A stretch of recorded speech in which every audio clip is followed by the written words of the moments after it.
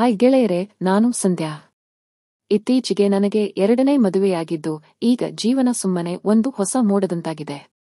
ಆದರೆ ಈ ಸಂತೋಷದ ಹಿಂದಿನ ಕತೆ ಹೇಳೋಕೆ ಹೋದರೆ ಮನಸ್ಸೇ ಅಲುಗಾಡುತ್ತೆ. ನನಗೆ 21 ವಯಸ್ಸಾಗಿದ್ದಾಗಲೇ ಮೊದಲ ಮದುವೆ ಆಯ್ತು. ಆದರೆ ಆ ಹುಡುಗ ಮದುವೆಯಾದ ಮೊದಲ ದಿನವೇ ನನ್ನನ್ನು ಬಿಟ್ಟು ಹೋಗಿಬಿಟ್ಟ. ನನ್ನ ಕನಸುಗಳು, ನಂಬಿಕೆ ಎಲ್ಲವೂ ಒಮ್ಮೆಲೇ ಮುರಿದು ಬಿದ್ದವು. ನಂತರ ವಿಚಾರ ಕಲೆ ಹಾಕಿದಾಗ ಗೊತ್ತಾಯ್ತು, ಆತನಿಗೆ ಈಗಾಗಲೇ ಬೇರೆ ಹುಡುಗಿಯೊಂದಿಗೆ ಸಂಬಂಧವಿತ್ತು. ಮನೆಯ ಒತ್ತಾಯಕ್ಕೆ ಸಿಕ್ಕಿ ನನಗೆ ಮದುವೆಯಾದವನೇ ಅವನು. ಆದರೆ ಮನಸ್ಸು ಬೇರೆಡೆ ಇತ್ತು ಅವನದು. ಅವನು ನನಗೆ ಡಿವೋರ್ಸ್ ಕೊಟ್ಟ ಬಳಿಕ ನನ್ನ ಬದುಕು ಬಿಕ್ಕೋಯ್ತು. ದಿನವಿಡೀ ಕೆಲಸ ಮಾಡಿ ರಾತ್ರಿ ಅಳುತ್ತಾ ಮಲಗುತ್ತಿದ್ದೆ. ಮಲಗುವಾಗ ದೇಹ ಬಿಸಿಯಾಗ್ತಿತ್ತು, ಮನಸ್ಸು ಅಶಾಂತವಾಗ್ತಿತ್ತು. ಆ ಆಸೆ, ಆ ಖಾಲಿತನ, ಅದನ್ನ ತಣಿಸಲು ನಾನು ತಣ್ಣೀರಿನಲ್ಲಿ ಸ್ನಾನ ಮಾಡಿ ಮಲಗುತ್ತಿದ್ದೆ. ಆದರೆ ಮನಸ್ಸಿನೊಳಗೆ ಒಂದೇ ಧ್ವನಿ, ಮತ್ತೆ ಮದುವೆಯಾಗು, ಜೀವನ ಮುಗಿದಿಲ್ಲ ಅಂತ. ಹೀಗೆ ಹಲವಾರು ಕಡೆ ಹುಡುಕಾಡಿದ್ದೆ. ಆದರೆ ಬಂದ ಎಲ್ಲ ಸಂಬಂಧಗಳು ನನ್ನ ಆಸ್ತಿ ಪಾಸ್ತಿಯ ಕಡೆಗೆ ಕಣ್ಣಿಟ್ಟಿದ್ದವು. ನಿಜವಾದ ಪ್ರೀತಿ ಯಾರಲ್ಲಿಯೂ ಕಾಣಿಸಲಿಲ್ಲ. ನನ್ನನ್ನು ನಾನು ನಂಬಿಕೊಂಡು ಒಂದು ದಿನ ಮದುವೆ ಆಪ್ನಲ್ಲಿ ಅಕೌಂಟ್ ಕ್ರಿಯೇಟ್ ಮಾಡಿದೆ. ಅಲ್ಲಿ ಒಬ್ಬ ಹುಡುಗ, ಗುಜನ್, ನನ್ನ ಜೀವನಕ್ಕೆ ಬಂದ. ಆತನ ಮುಖದಲ್ಲೇ ಒಂದು ಮೃದು ನಗು, ಕಣ್ಣಲ್ಲಿ ನೋವು. ಅವನ ಕತೆ ಕೇಳಿದಾಗ ಶಾಕ್ ಆಯ್ತು. ಅವನ ಹೆಂಡತಿ ಕೂಡ ಮದುವೆಯಾದ 3 ದಿನಗಳಲ್ಲೇ ಬಿಟ್ಟು ಹೋಗಿದ್ದಳು. ಅವನ ನೋವು ನನಗೆ ನನ್ನ ಜೀವನದ ಪ್ರತಿಬಿಂಬದಂತಿತ್ತು. ಹೀಗೆ ನಾವು ಇಬ್ಬರೂ ಪರಿಚಯವಾಗಿ ಫೋನ್ ನಂಬರ್ ಹಂಚಿಕೊಂಡೆವು.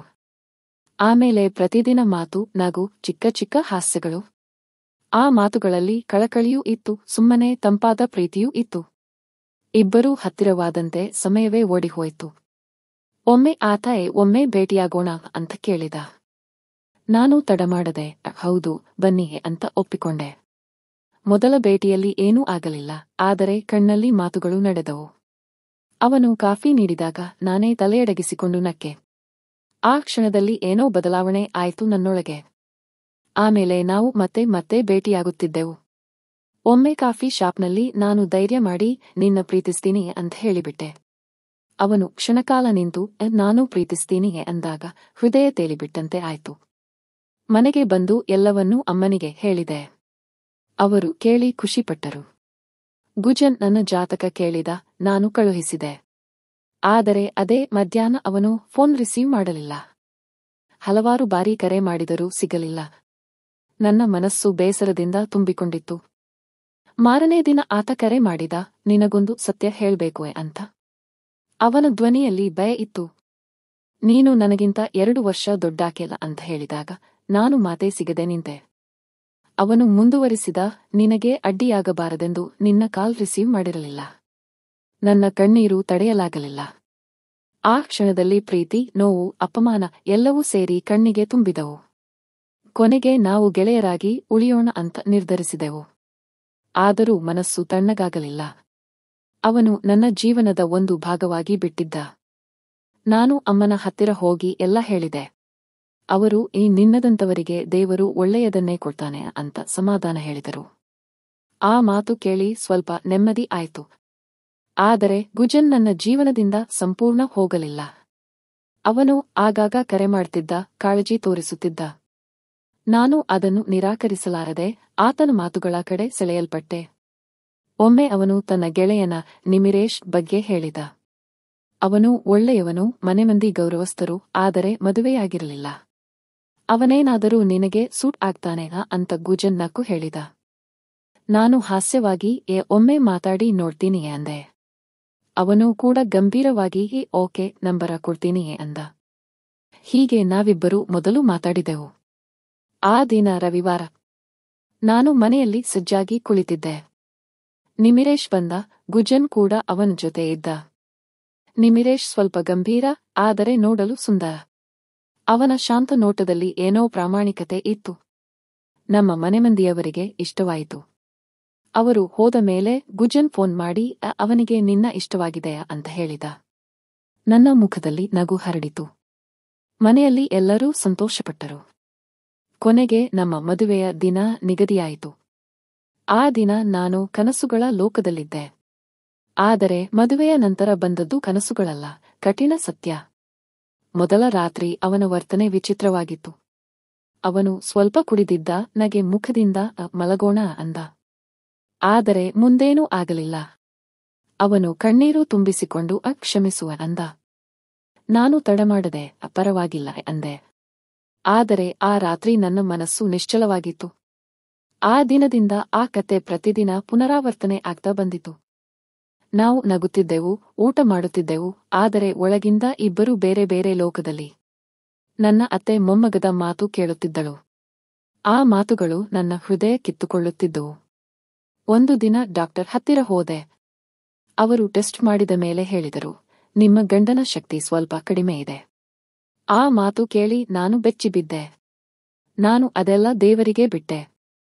ಆದರೆ ನನ್ನ ಮನಸ್ಸು ಮತ್ತೆ ಶೂನ್ಯವಾಗಿತ್ತು. ರಾತ್ರಿಯಲ್ಲಿ ಮಲಗಿದಾಗ ಹಳೆಯ ನೆನಪುಗಳು ಮಾತ್ರ ಬರುವವು. ಗುಜನ್ ಮುಖ, ಅವನ್ ನಗು, ಅವನ ಮಾತುಗಳು. ಆ ದಿನದಿಂದ ನನ್ನ ಬದುಕು ಮೌನದಿಂದ ತುಂಬಿತ್ತು ಗೆಳೆಯರೆ.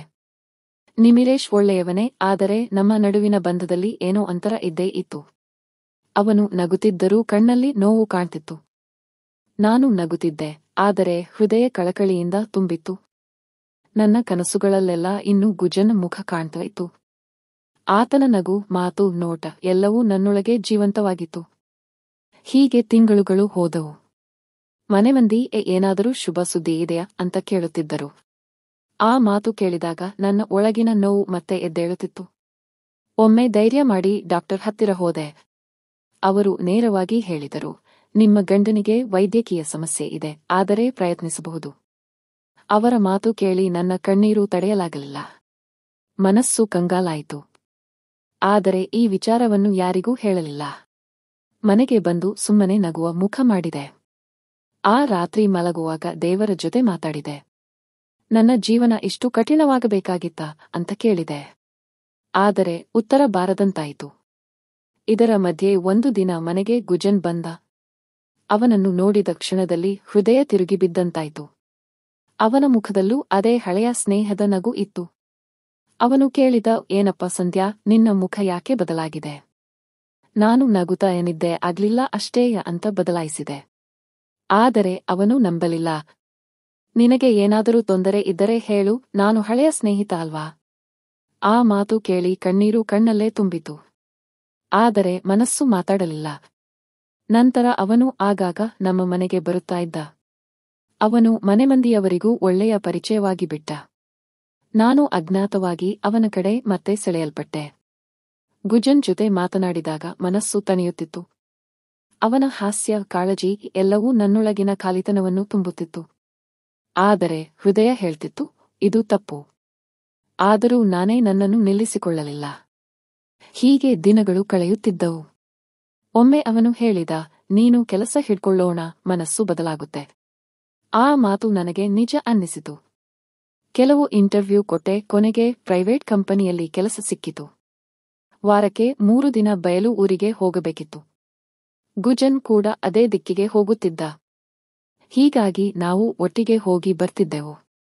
ಆ ಪ್ರಯಾಣಗಳಲ್ಲಿ ಮಾತು, ನಗು, ಚುಟುಕು ಹಾಸ್ಯಗಳೆರಡೂ ತುಂಬುತ್ತಿದ್ದವು. ಒಮ್ಮೆ ಅವನು ಕೇಳಿದ, ನಿನ್ನ ಅತ್ತೆ ಮೊಮ್ಮಗ ಬೇಕು ಅಂತ ಹೇಳ್ತಿದ್ರಲ್ಲ, ಯಾಕೆ ದುಃಖ? ನಾನು ನಿಶ್ಶಬ್ದವಾಗಿದ್ದೆ. ಅವನು ಮತ್ತೆ ಕೇಳಿದಾಗ ನನ್ನ ಕಣ್ಣೀರು ಒರೆಯಲಾರದೆ ಎಲ್ಲ ಸತ್ಯ ಹೇಳಿಬಿಟ್ಟೆ. ಅವನು ಕ್ಷಣಕಾಲ ನಿಶ್ಚಲವಾಗಿ ನಿಂತ. ನಂತರ ನಿಧಾನವಾಗಿ ನನ್ನ ಭುಜದ ಮೇಲೆ ಕೈ ಇಟ್ಟು, ಬೇಜಾರಾಗ್ಬೇಡ ಅಂದ. ಆ ಸ್ಪರ್ಶದಲ್ಲಿ 100 ಮಾತುಗಳಿತ್ತು. ಆ ಕ್ಷಣದಲ್ಲಿ ನನ್ನ ಹೃದಯ ಕದಡಿತು. ಗುಜನ್ ನನ್ನ ಕಣ್ಣಲ್ಲಿ ನೋಡುತ್ತಿದ್ದ. ಆ ನೋಟದಲ್ಲಿ ಹಳೆಯ ಪ್ರೀತಿ ಜೀವಂತವಾಗಿತ್ತು. ನಾವಿಬ್ಬರೂ ಮೌನವಾಗಿದ್ದೆವು, ಆದರೆ ಮನಸ್ಸು ಮಾತನಾಡುತ್ತಿತ್ತು. ಆ ದಿನ ಮಳೆ ಬಿದ್ದಿತ್ತು.